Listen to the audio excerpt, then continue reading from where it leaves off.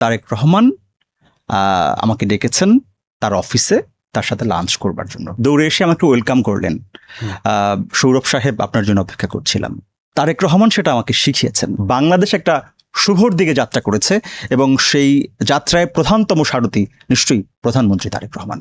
সুপ্রিয় দর্শক, আপনাদেরকে আবার স্বাগত জানাচ্ছি বাংলা ভিশন পডকাস্টে। আমার সঙ্গে আজ আছেন একজন তরুণ সাংবাদিক, কন্টেন্ট ক্রিয়েটর।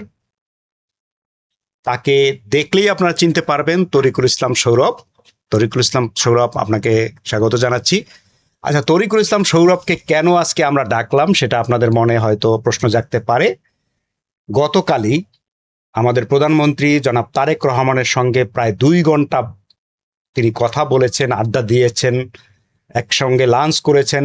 তো এই দীর্ঘ সময় এই তরুণের সাথে দেশের প্রধানমন্ত্রীর কি কথা বললেন, কি কথা দুজনের মধ্যে হলো, এবং এত দীর্ঘ সময় প্রধানমন্ত্রী এই ব্যস্ত মানুষ কিভাবে দিলেন, কিভাবে বের করলেন, কি বিষয় নিয়ে আলাপ হয়েছে, সেসব কথা আমরা তরিকুল ইসলাম সৌরভের কাছ থেকে জানবো।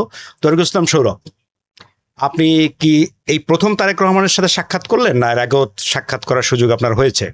না, মানে সরাসরি এই প্রথমবার তার সাথে আমার যোগাযোগ হয়েছে, সাক্ষাৎ হয়েছে, কথা হয়েছে, তার সাথে আমি লাঞ্চ করেছি এবং দীর্ঘক্ষণই কথা হয়েছে আর কি। কি কথা হয়েছে আসলে? কি কথা হয়েছে সেটা আমি বলবো, তার আগে একটু কন্টেস্টটা বলে নিই।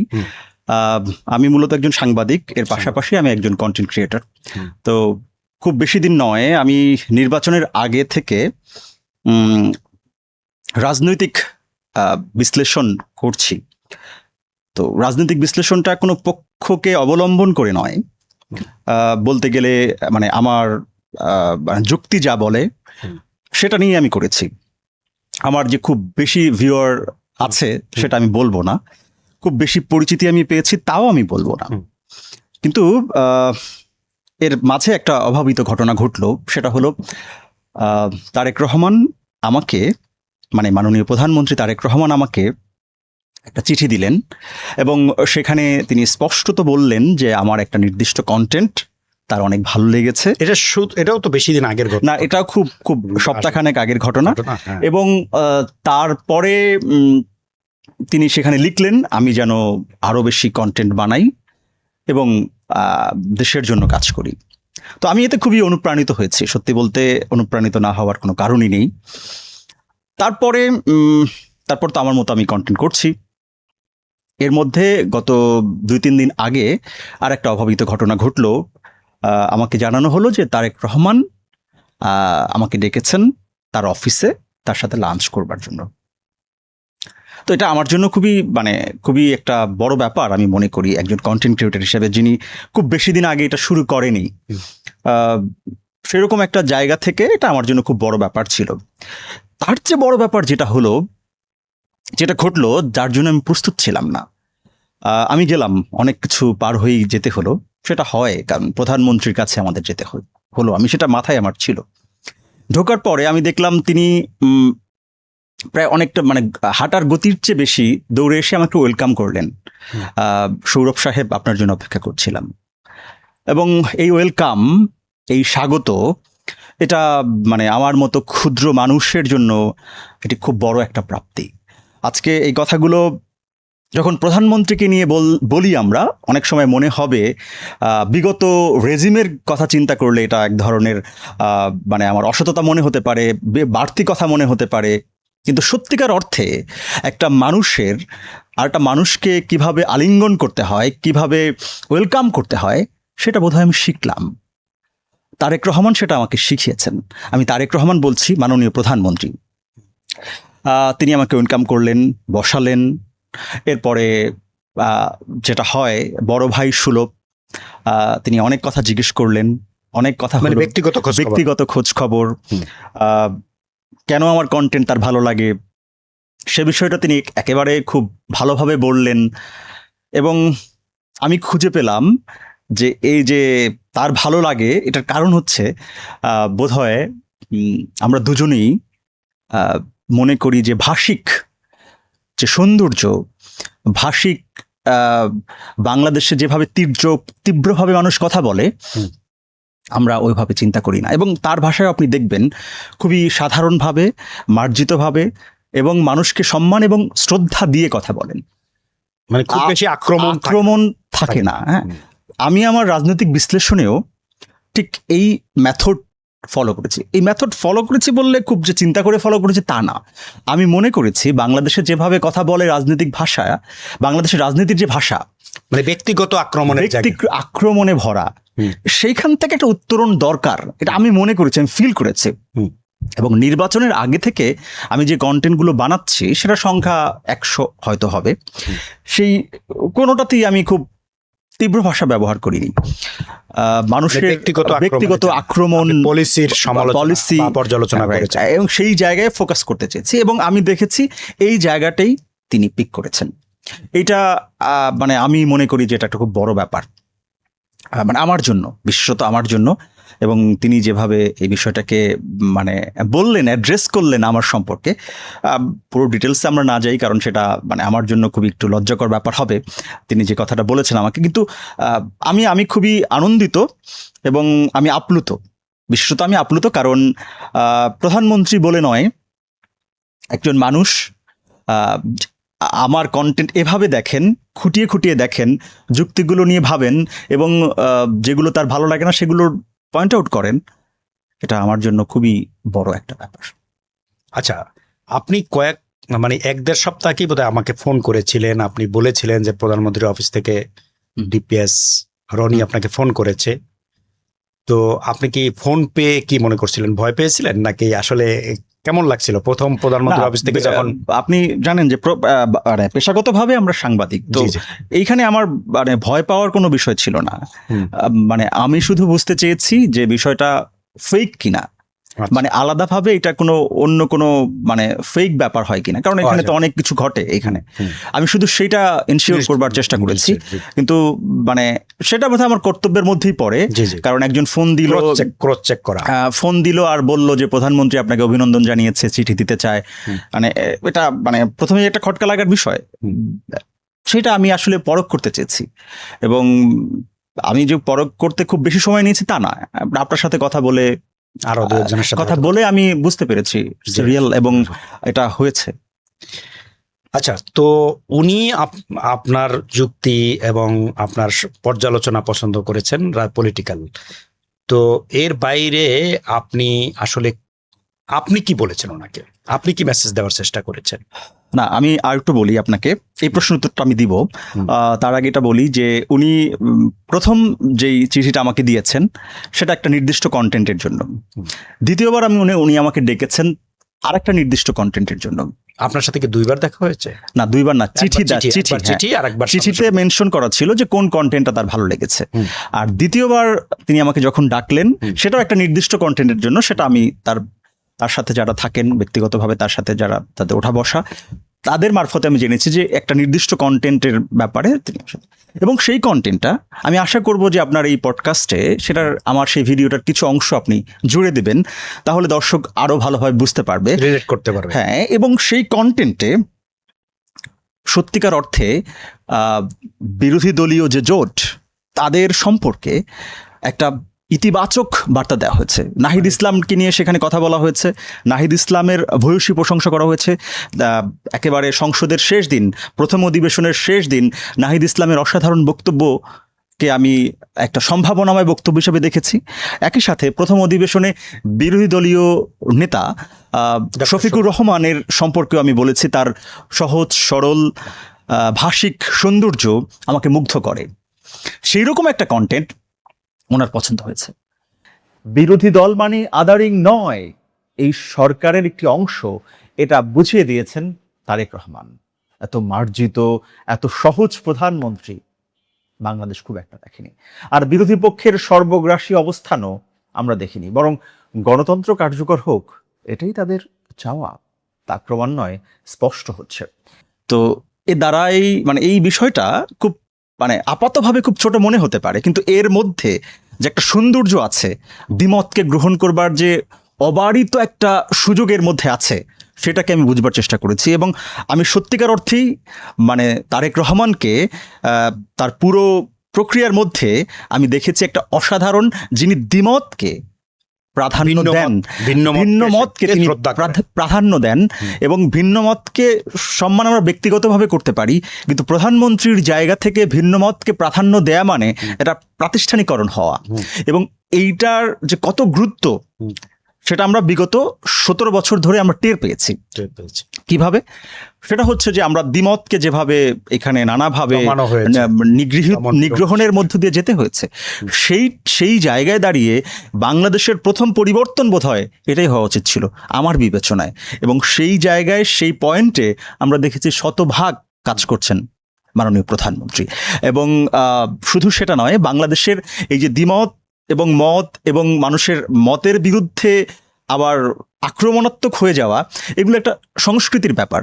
আমি দেখেছি তিনি এটাকে খুব ভালোভাবে পয়েন্ট আউট করেছে, এবং তিনি স্পষ্টভাবে মনে করেন বাংলাদেশের শিক্ষা এবং সংস্কৃতিতে পরিবর্তন না আসলে আমাদের মনোজগতে কখনো পরিবর্তন হবে না, এবং এই যে আমরা এখন একজনকে ভাষা দিয়ে আহত করি, একজনকে ভাষা দিয়ে আমরা নানাভাবে তাকে নিগ্রহণের চেষ্টা করি, সেটা থেকে বেরিয়ে আসতে হবে।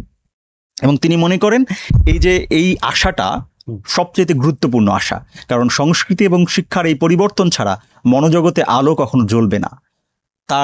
আমি যদি পুরো সময়কালকে এসেন্স নিতে চাই, পুরো সারসত্য আপনাকে বলতে চাই, এটাই আমি বলবো যে তিনি মূলত বাংলাদেশের সংস্কৃতি, বাংলাদেশের মানুষের কথা, এবং বাংলাদেশের মানুষের মধ্যে যে এই যে 5 আগস্টের পরবর্তী সময়ে যাকে আমরা মব বলি, সেই মবটা কিন্তু দৃশ্যগতভাবে অনেক হয়েছে, সামাজিক যোগাযোগ মাধ্যমে অনেক হয়েছে, তার প্রভাব এখনো কিছুটা আছে, চলে যায়নি।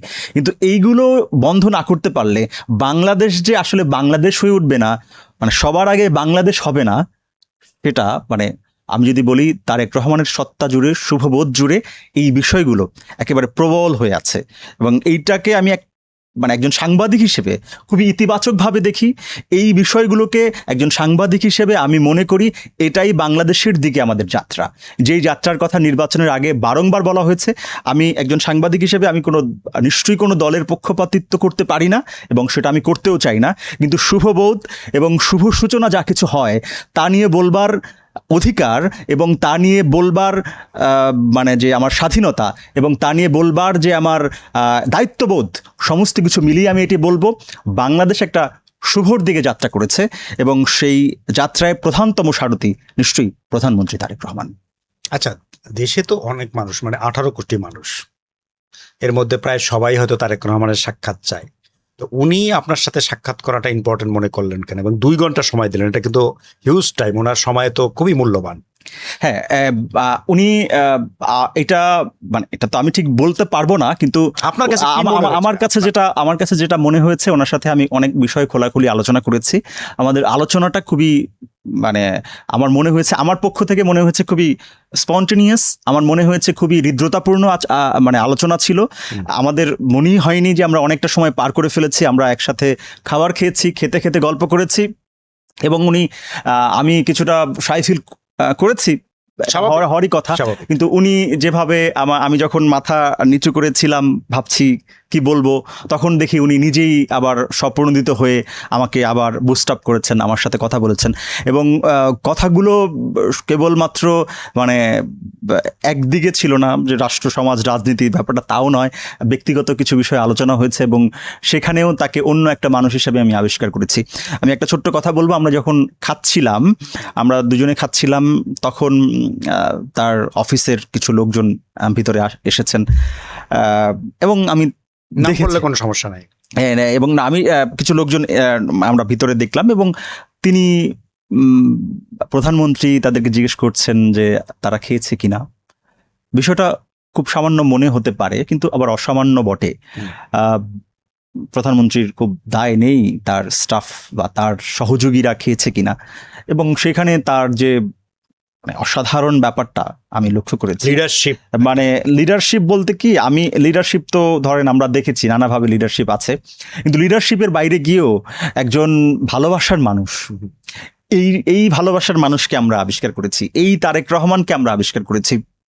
সেই আবিষ্কারটা একদিনই আমরা করে ফেলেছি ব্যাপারটা তা নয়। আমরা প্রথম দিনই বাংলাদেশে যিনি যখন আসলেন, পরিবর্তনের যে সূচনা তিনি করলেন তার ভাষার মধ্য দিয়ে, এবং আমরা ক্রমান্বয়ে বুঝতে শিখলাম, বুঝলাম, এবং আমরা এখন একেবারে বিশ্বাস করতে শুরু করলাম তারেক রহমানে। এইটা একটা মানে আমাদের একটা যাত্রা হয়েছে, কারণ আমরা কিন্তু বিশ্বাস করতে পারছিলাম না কাউকে। 17 বছর আমরা বিশ্বাস করতে পারিনি। সেই বিশ্বাসটা ক্রমান্বয়ে আমাদের মধ্যে মজবুত হচ্ছে, এবং আমার ধারণা যে পরিকল্পনা নিয়ে বাংলাদেশ এগুচ্ছে, আমাদের বিশ্বাসটা মানে 2 মাসে তো সবটা দৃশ্যমান হয় না, কিন্তু 2 মাসের মধ্যে মানে মনোজগতে অনেক কিছুর জন্য প্রস্তুত হয়ে যায়, এবং বাংলাদেশের লিডারশিপ সেই প্রস্তুতিটা নিয়ে ফেলেছে। এখন শুধু আমরা দেখব আমার মনে হয়, কারণ আমরা আসলে অনেক কিছু দেখিনি। ধরেন আপনি যখন স্বাভাবিক একটা জীবন যাপন করেন, সেই যাপনের মধ্যে আপনি হয়তো অনেক কিছু মিস করেন। আপনি যদি খুব গ্রামে থাকেন, আপনি জানবেনই না হয়তো শহরে কি কি হচ্ছে, কি কি সুবিধা পাচ্ছে, কি কি হয়তো আপনি ফিল করবেন না। কিন্তু আবার শহরে আসলে আপনি বুঝবেন যে এটা আপনার দরকার ছিল, এই সুবিধাটা আপনার দরকার ছিল, আপনার বাসার পাশেই একটা হয়তো হাসপাতাল দরকার ছিল, এইরকম ব্যাপার ছিল। তো এইটা একটা সূচনা হয়েছে। আমরা মনে করি ক্রমান্বয়ে আমরা বুঝবো নাগরিক হিসেবে আমাদের অধিকার আরো অনেক বেশি। আচ্ছা, আপনি তো প্রধানমন্ত্রীর সাথে দীর্ঘ সময় যে আলাপ করলেন, উনি ব্যস্ত মানুষ, নানা লোকজন ওনার কাছে আসে, গুরুত্বপূর্ণ মানুষজন। তো এই সময় কি কাউকে আপনি অপেক্ষা করতে দেখেছেন? যে হ্যাঁ, আমি অপেক্ষা করতে দেখেছি, আমি বেরিয়ে অপেক্ষা করতে দেখেছি। নামগুলো বলাটা আমার সমুচিত হবে না। ছিলেন প্রধানমন্ত্রীর জন্য অপেক্ষা তো করবেন, হ্যাঁ করবেন, এবং আমি অপেক্ষা করতে দেখেছি এবং তারা অপেক্ষা করেছিলেন। আমি হয়তো বেরিয়ে যাবার পরে তারা হয়তো প্রবেশ করেছেন, দেখা করেছেন। কিন্তু হ্যাঁ, আমি এটা মানে আমি জানি না কতক্ষণ ধরে অপেক্ষা করছিলেন, কিন্তু আমি অপেক্ষা করতে দেখেছি। মন্ত্রিসভার সদস্য থাকতে পারেন, সচিব হ্যাঁ, সেটা আছে, কিন্তু আমি সেটা হয়তো বলাটা পুরোটা সমুচিত হবে না, কারণ এটা একেবারেই তাদের ব্যক্তিগত ব্যাপার বা এটা রাষ্ট্রীয় একটা ব্যাপার। আচ্ছা, আপনি কি বলেছেন? এই প্রশ্নটা আমি করেছিলাম, যেটা আপনি আচ্ছা, হ্যাঁ, আমি এই বিষয়টা আসবো। আমি যেহেতু আমি অনেকটা সাহস নিয়ে গিয়েছি, আমি জানি যে তিনি মতের চেয়ে বোধহয় দ্বিমতকে বেশি ভালোবাসেন। সে কারণে আমি তার সরকার নিয়ে, মানে তার সরকার, মন্ত্রিসভা, বাংলাদেশের গণমাধ্যম, নানা বিষয়ে কথা বলেছি, এবং আমি একেবারে তীব্রভাবেই তাকে বলেছি যে সংকট আছে। উনি আমার সাথে দ্বিমত করেননি, এবং শুনেছেন সেটা সে শুনেছেন, এবং ভালোভাবে শুনেছেন, মনোযোগ দিয়ে শুনেছেন। আমি অনেক বিষয় তাকে বলেছি যে বাংলাদেশের গণমাধ্যমগুলো যেভাবে চলছে, যেভাবে চলা উচিত, যেভাবে হওয়া উচিত, সেভাবে হচ্ছে না। সেটা সরকারের দিক থেকে এটার কোনো বিষয় আছে কিনা, সরকার বাধা দিচ্ছে কিনা, সে বিষয়টা আমরা নিশ্চিত নই। কিন্তু আমি মোটামুটি তাকে বলতে পেরেছি যে বাংলাদেশের গণমাধ্যম যেভাবে রান করার কথা, যেভাবে আরও বেশি, মানে নিশ্চয়ই 5 আগস্টের পূর্ববর্তী সময় তো নয়, তার চেয়ে আমরা নিশ্চয়ই ভালো আছি, কিন্তু আমরা আরও বেশি মানে স্বাধীনতা বলতে একটা অবারিত স্বাধীনতা বুঝি। সেই স্বাধীনতা ফিরে আসুক গণমাধ্যমে, এবং গণমাধ্যমের যে কর্মীরা মূলত প্রফেশনাল, তারা গণমাধ্যমকে চালাক। কারণ আমরা জানি যে গণমাধ্যম শুধু নয়, বাংলাদেশের প্রত্যেকটা সেক্টরে মানে আউটসাইডার যারা আছেন তারা চলে আসেন। আমি শুধু এই কথা বলেছি যে আউটসাইডাররা বাংলাদেশের জন্য খুব একটা সংকট। হ্যাঁ, সব জায়গায় আউটসাইডাররা, এটা আমি বলেছি, এবং তিনি গুরুত্ব দিয়ে এটা শুনেছেন। উনি গণমাধ্যম নিয়ে কি ভাবছেন আসলে বাংলাদেশে, মানে কতটুকু বুঝতে পেরেছেন? আমি শুধু বুঝতে পেরেছি যে ওনার মানে ওই যে উনি সবসময় যেটা বলেন, আমাকে এই কথা বলেছেন যে ওনাকে নিয়ে যে কার্টুন আঁকা হয়, সে কথা তিনি নিজেও আগে বলেছেন যে বিভিন্ন পত্রিকায় কার্টুন আগে করা হয়েছে, এখন এই 5 আগস্টের পরও কয়েকটা আমরা দেখেছি, এবং সামনেও হয়তো হতে পারে। সেগুলো নিয়ে বলেছে যে এগুলো আমি খুব এনজয় করি, এটা আমার ভালো লাগে। রসালো আবার বেরোচ্ছে। হ্যাঁ, এবং হ্যাঁ, সেটা একটা বড় ব্যাপার, সে বিষয় নিয়ে আমার কথা হয়নি, কিন্তু মানে এই যে তার এই যে ভালো লাগাটা দ্বিমতকে, এবং সে এটা পাবলিকলি বলছেন, এটা স্যাটায়ারকে পছন্দ করেন, তার মানে এটা একটা সাহসের ব্যাপার। এটা মানে সমাজ আসলে সাহসের ব্যাপারটা কিন্তু প্রাতিষ্ঠানিকীকরণ না হলে বেসিক্যালি আমাদের কোনো কাজে আসবে না। আমরা যদি শুধু বারবার সর্বস্তরে শুনি যে গণমাধ্যম স্বাধীন, তাতে স্বাধীন হয়ে যায় না। স্বাধীনতার কিছু আসলে দৃশ্যগতভাবেই লাগে। তো সেই জায়গায় আমি মনে করি সরকার প্রধান হিসেবে তার জায়গায়, কারণ সরকার তো শুধু তিনি একা চালান না, এটা তো আমরা বলতেই পারবো না যে বাংলাদেশে, তার জায়গা থেকে আমি কোনো মানে কমতি দেখিনি, তার চিন্তার জায়গা থেকে কোনো বিচ্যুতি আমি দেখিনি। কিন্তু বাংলাদেশের গণমাধ্যম, বাংলাদেশের মানুষ তো আসলে সবই তার চিন্তার সাথে অ্যালাইন্ড করবে, সেটা আমি মনে করি না একসাথে। কিন্তু এটা একটা পরিবর্তনের সূচনা বটে। আচ্ছা, আপনি তো শুধু গণমাধ্যম কর্মী না, একজন তরুণ, আপনি তরুণদেরও একজন প্রতিনিধি বটে, তরুণ কন্টেন্ট ক্রিয়েটার। তো তরুণদের নিয়ে ওনার কোনো ভাবনা কি আপনি বুঝতে পেরেছেন যে মানে আমি আগে বলি তরুণদের নিয়ে ভাবনা খুব ভালোভাবে আছে, সেটা নিয়ে আমার কথা হয়েছে। তবে শিশুদের নিয়ে সবচেয়ে বড় ভাবনা আছে। জি কিরকম? আমরা দেখেছি যে সংসদে যেভাবে শিশুদের নিয়ে যাওয়া হয়েছে, জি। এটা কিন্তু এর আগে কখনো ঘটে? প্রধানমন্ত্রী তারেক রহমানের মানে তার নির্দেশে এটা করা হয়েছে। এবং শেষ দিন না, এর আগেও কিন্তু বাচ্চারা এসেছে, সেটার কথা আমরা হয়তো গণমাধ্যমে ভালোভাবে আসে নাই, কিন্তু শেষ দিনেরটা আমরা দেখেছি। এবং তিনি আমার একটা কথা বলেছে, আমার এখনো একেবারে স্পষ্ট মনে আছে। তিনি বলছেন, আমি চাই ব্রিটিশ পার্লামেন্টের মতো শিশুরা কাঁধে ব্যাগ ঝুলিয়ে পার্লামেন্টে ঘুরে বেড়াবে। এবং ব্রিটিশ পার্লামেন্টে এরকম সরকারি প্রজেক্টই আছে, শিশুদের বিভিন্ন স্কুলের শিশুদেরকে নিয়ে আসা হয় এবং ঘুরিয়ে ঘুরিয়ে দেখা হয়, এটা অফিস, এটা প্রধানমন্ত্রীর রুম, এটা বিরোধী দলীয় রুম, সব কিছু দেখানো হয়। তিনি এটি আমি জানালেন আমাকে, এবং তিনি চান বাংলাদেশে এরকম ব্যাগ ঝুলিয়ে শিশুরা পার্লামেন্টে ঘুরে বেড়াচ্ছেন, সেটা হলে তিনি আরো বেশি হ্যাপি হবেন। এবং তিনি গণমাধ্যমে এটা বলেছেন, তার মানে সংসদে বলেছেন তার ছোট ভাই পড়াশোনা করেছেন আপনার মোহাম্মদপুরের যে স্কুল, সেই স্কুল থেকে কিন্তু নিয়ে যাওয়া হয়েছে বাচ্চাদের, এবং সেটাও তার একটা ভালো লাগার বিষয়। এবং সেখানে কলেজে পড়েছে, ওই কলেজে পড়েছে, স্কুলে পড়েননি, তার ছোট ভাই পড়েছে। তো এইটা একটা মানে আমার ভালো লেগেছে যে বাচ্চাদের কাঁধে ব্যাগ ঝুলিয়ে পার্লামেন্টে ঘুরে বেড়াবে, এটা তিনি ইতিমধ্যে বাস্তবায়ন করে ফেলেছেন, কিন্তু তিনি চান নিয়মিতই এটা হোক এবং শিশুরা ব্যস্ত থাকুক। তিনি এই কথাও বলেছেন, শিশুরা যখন ঘরে ফিরবে তখন তারা যেন ক্লান্ত থাকে। ক্লান্ত থাকলে যেটা হবে যে শারীরিকভাবে সে ফিট থাকবে, দ্বিতীয় হচ্ছে তার অন্য ওই যে মোবাইলের আসক্তি, সেগুলো দূর হবে। যখন এই যে নতুন করে শুরু হলো, তার নিয়ে কথা হলো যে নতুন করে শুরু হলো, এর মধ্য দিয়ে শিশুরা একটা ব্যস্ততার মধ্যে যাবে, তারা কিন্তু এটা নিয়ে আলোচনা করবে নিজেদের মধ্যে। এই যে মোবাইলের যে একটা বড় ধরনের একটা ডিজাস্টারাস ব্যাপার তৈরি হচ্ছে দেশের মধ্যে, অন্তত বাংলাদেশের ক্ষেত্রে আমরা দেখেছি শিশুদের প্রভাবটা খুব বেশি, এবং সেই প্রভাবটা কমিয়ে আনার জন্য এই যে বিভিন্ন ধরনের পদক্ষেপ তিনি নিয়েছেন। এছাড়া তরুণদের কথা যেটা বলছিলাম, আমি তাকে একটা বিষয়ে একটু মনে করিয়ে দিয়েছি যে তার বাবা জিয়াউর রহমানের সময় মেধাবীদেরকে নৌ ভ্রমণে নিয়ে যাওয়া হতো, এবং সেটি অসাধারণ একটা ব্যাপার ছিল। সেটা তিনি ফিরিয়ে আনবেন কিনা তিনি খুব ভালোভাবে বললেন। আমি বুঝতে পারলাম যে তার এই পরিকল্পনাও তার আছে। মেধাবীদের যদি বাংলাদেশে প্রমোট করা না যায়, মেধাবীরা যদি বাংলাদেশে না থাকে, সেটা কিন্তু একটা ভালো, আমরা জানি যে এখানে প্রচুর বাংলাদেশের মেধাবীরা দেশের বাইরে চলে যায়, কিন্তু প্রধানমন্ত্রী বা সরকারি লেভেলে যদি এটা হয়, শিক্ষার্থী এবং মেধাবী শিক্ষার্থীদেরকে নানাভাবে পৃষ্ঠপোষকতা করা হয়, মানে এটা দিয়ে হয়তো একটা সিম্বলিক একটা পৃষ্ঠপোষকতা হবে নিশ্চয়ই, সেটা অসাধারণ ব্যাপার হবে। এবং এই বিষয়টার সাথে তিনি ভালোভাবে এগ্রি করলেন। আমি বুঝতে পারলাম এটা তার ভাবনার মধ্যেও আছে আসলে। আচ্ছা, শিক্ষা নিয়ে কোনো কথা হয়েছে? হ্যাঁ, শিক্ষা নিয়েও কথা হয়েছে। শিক্ষা নিয়েও তার মানে আমি দুটো বিষয়কে একেবারে গুরুত্ব দিতে চাই। তার এই পুরো মানে কালীন সময় যে দুটো বিষয় নিয়ে সে খুবই কনসার্ন, একটা হচ্ছে শিক্ষা আর একটা হচ্ছে সংস্কৃতি। এবং এই দুইটা বদল ছাড়া একটা রাষ্ট্র যে বদল হবে না, সেটা তিনি একেবারে স্পষ্ট বুঝে গেছেন, এবং সেই বোঝার মধ্য দিয়েই তিনি কিছু পদক্ষেপ শুরু করেছেন। এবং শিক্ষার জন্য তিনি যা করেছেন সেটা ইতিমধ্যে আমরা জানি যে বাচ্চারা মানে গ্রাম থেকে শুরু হচ্ছে, সেই হাওড় থেকে শুরু হচ্ছে, হাওড়ের বাচ্চারা ব্যাগ পাবে, স্কুল ব্যাগ পাবে, স্কুল ড্রেস পাবে, তারপর হচ্ছে আপনার জুতো পাবে। তার মানে এইটা কিন্তু বাংলাদেশের একটা, এই শহরে দাঁড়িয়ে, এই ঝা চকচকে শহরে দাঁড়িয়ে আমরা বুঝতে পারবো না যে একটা শিশুর জন্য, একটা শিক্ষার্থীর জন্য এই একটা ব্যাগ পাওয়াটা কত বড় ব্যাপার, একটা স্কুল ড্রেস পাওয়াটা কত বড় ব্যাপার। এবং সেটা দুটো উপায়ে চিন্তা করছেন সরকার, একটা সরকারি এবং বেসরকারি অর্থায়নে সেটা করা যায় কিনা। কারণ মানে আমাদের দেশের যদি সরকারের সাথে বেসরকারি ব্যাপারগুলো যুক্ত হয়, এবং বেসরকারি অনেক ধরনের উদ্যোগ আছে, তার সাথে যদি সরকারের এই উদ্যোগটা অ্যালাইন্ড হয়, তাহলে মনে করতেছে যে খুব দ্রুত এটাকে মানে বেশি সংখ্যক জায়গায় পৌঁছে দেওয়া যাবে। এবং এই কারণেই কিন্তু গ্রাম থেকে শুরু হয়েছে, শহরের চাইতে এই প্রয়োজনীয়তাটা গ্রামে সবচেয়ে বেশি, এবং শীঘ্রই খুবই দ্রুত সময়ের মধ্যে এই বিষয়টা সামনে আসবে, এটা একেবারে নিশ্চিত করে বলা যায়। এবং সে ঘোষণা অলরেডি সরকারের মধ্য থেকে পাবলিকলি বলা আছে। তো সে বিষয়টা নিয়ে তিনি কথা বললেন যে চেষ্টা করছি যে শিক্ষার্থীরা যেন মন খারাপ না করে থাকে।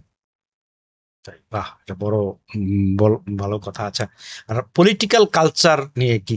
না, পলিটিক্যাল কালচার নিয়ে আসলে পলিটিক্যাল কালচার নিয়ে ওই যে বাংলাদেশের টকশো গুলো বা টকশোর বাইরেও রাজনৈতিক মানুষরা যেভাবে কথা বলেন, উনি যেভাবে কথা বলেন, নিশ্চয়ই উনি এত তীব্র ভাষায় কথা পছন্দ করবেন না।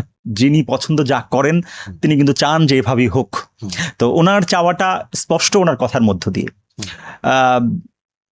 আমি ওনাকে বলেছি যে, এটা ধৃষ্টতা হয়েছে কিনা আমি জানি না, পাবলিকলি বলছি, আমি ওনাকে বলেছি যে আপনি বাংলাদেশের সেরা বক্তা নন, কিন্তু আপনি সংসদের সর্বশেষ দিন যে বক্তব্য দিয়েছেন তা সেরার মধ্যে। আমি মনে করি যে হৃদয় দিয়ে যা আপনি বলেছেন সেটা আমরা হৃদয়ঙ্গম করতে পেরেছি সাধারণ মানুষ হিসেবে। এবং আপনি যা বলেছেন, আমি বললাম যে বাংলাদেশের মানে সংসদীয় রীতিতে, মানে সংসদীয় ইতিহাসে এটা সেরা বক্তব্য নয়। এবং সেটাকে সে এত ভালোভাবে নিয়েছে, এবং আমি নিজেও বুঝতে চাই, আমি যা বলছিলাম, আমি যা অনুভব করিনি তার বাইরে আমি একটা কথাও তাকে বলিনি। আমি যা চিন্তা করেছি, আমার যা কিছু যৌক্তিক মনে হচ্ছে তা অকপটে বলেছি, অকপটে বলতে পারার সাহস পেয়েছি, এবং সেই অবস্থাটা সে নিজেই তৈরি করে দিয়েছে আমার জন্য।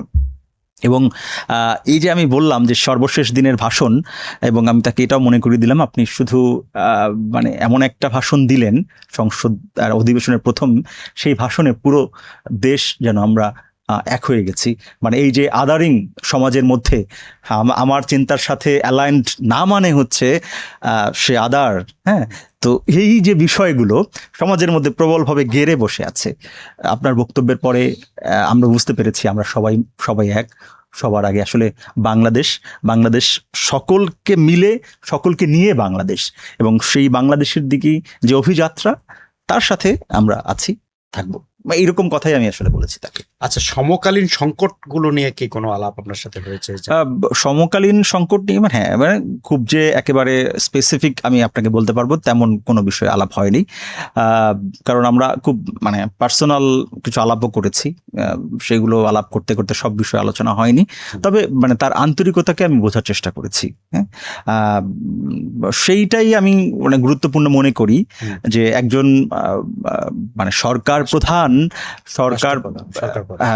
প্রধানের পক্ষে কত কি করা সম্ভব, খুব বেশি কিছু করা সম্ভব। একটা জিনিস সম্ভব, সেটা হচ্ছে আইডিওলজি তৈরি করা, সেটা হচ্ছে একটা ভাইব তৈরি করা, আমি এই দিকে চাই, এইভাবে চাই, সেইটা তৈরি করা, এবং সেই দিকে তিনি কাজ করছেন। মানে এই যে ধরেন, তিনি যে খুব সফটলি কথা বলেন, তিনি যে আক্রমণ করেন না, তিনি যে বিরোধী পক্ষকে আদারিং করেন না, এটা তো একটা মেসেজ।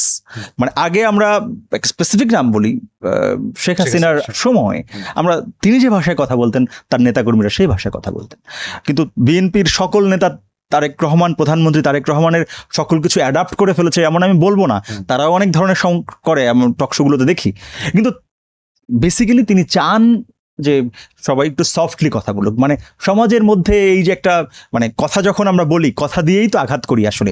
এবং 5 আগস্টের পরে যেভাবে মানে আক্রমণ হয়েছে, তার উপরে কিন্তু হয়েছে, তার উপর হয়েছে, বিভিন্ন পলিটিক্যাল লোকজনের হয়েছে, দুই পক্ষ থেকে হয়েছে। সেগুলো আসলে চাওয়া উচিত না, সেগুলো কাম্য নয়। মানে সেটা আমি বুঝতে পেরেছি যে মানে এটা তিনি আসলে চান না, চান না। কিন্তু আমি আবারও বলি যে তিনি একাই এটা পরিবর্তন করতে পারবেন না। কিন্তু তার নেতাকর্মীদের উচিত, মানে এই সুযোগে আমি একটু বলেই ফেলি, উচিত যে তার বিষয়টাকে, মানে তার মতাদর্শকে ধারণ করা। তাহলে বাংলাদেশ দেখবেন, মানে আমি যদি মনে করি যে বাংলাদেশের সফট যে বিষয়টা চলে আসে, তাহলে দেখবেন বাংলাদেশে অনেক সমস্যার সমাধান এমনিতেই হবে। মানে উনি তর্ক চাচ্ছেন যুক্তি দিয়ে, তাই তো? হ্যাঁ, একেবারেই সেটা এর দিকেই উনি খুব বড়ভাবে ফোকাস করেছেন যে আমরা মানে একেবারেই চাই মানে সমাজটা সবার হোক। মানে আমার কথা হলো যে এই সমাজটাকে কিন্তু নানাভাবে আদারিং করা হয়েছে, নানাভাবে সমাজটাকে বিভাজনের দিকে ঠেলে দেওয়া হয়েছে। এই পক্ষ ট্যাগ, এই সেই অনেক কিছু আছে এই সমাজের মধ্যে। মানে এইগুলো আসলে বেসিক্যালি একটা বড় রোগের কিছু লক্ষণ। তো আমার কথা হচ্ছে যে এই লক্ষণগুলোকে তো ধ্বংস করতে হবে, সেই জন্য তো আমি পুরো বডিটাকে মেরে ফেলতে পারি না। সেই লক্ষণগুলোকে আইডেন্টিফাই করা এবং সেই জায়গায় সেই বিষয়টাকে নিয়ে কাজ করা, সেটা নিয়ে। এবং মানে তিনি গণমাধ্যম নিয়ে তার অবজারভেশন খুবই একেবারে চমৎকার। তিনি বুঝতে পারেন যে মানে শুধুমাত্র মানে একপাক্ষিকভাবে কোনো কিছু হলে হয় না, সকল পক্ষকে আসলে এগিয়ে আসতে হয়।